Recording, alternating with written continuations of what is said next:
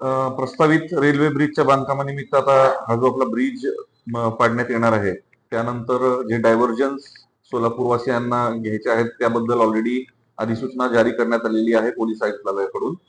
यामध्ये दोन्ही जे रोड आहेत, म्हणजे इकडे मोदी चौकीकडे जाणारा रोड असो किंवा इकडून 54 मीटर कडून येणारा जो रस्ता असो, त्या दोन्ही रस्त्याची पाहणी आम्ही केली. ही पाहणी प्रामुख्याने ट्रॅफिक आणि लॉ अँड ऑर्डर या दोन्ही अनुषंगाने आम्ही केलेली आहे. ट्रॅफिकसाठी एसीपी ट्रॅफिक आमच्या सोबत होते आणि त्यानंतर लॉ अँड ऑर्डरच्या हिशोबाने इथे काही इश्यू होऊ शकतात का यासाठी आम्ही त्याची पाहणी केली.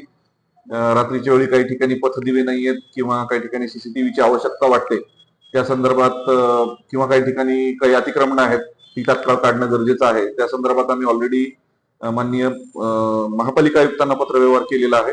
या येत्या 1-2 दिवसात त्यांच्याकडून त्या कामांची पूर्तता होईल अशी अपेक्षा आहे.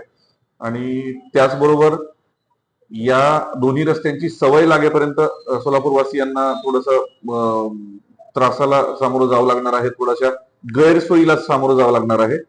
आणि या सर्व गोष्टींची सवय लागेपर्यंत आम्हालाही थोडासा बंदोबस्त इकडे वाढवावा लागणार आहे. त्या अनुषंगाने मी आज या रोडची पाहणी केलेली आहे.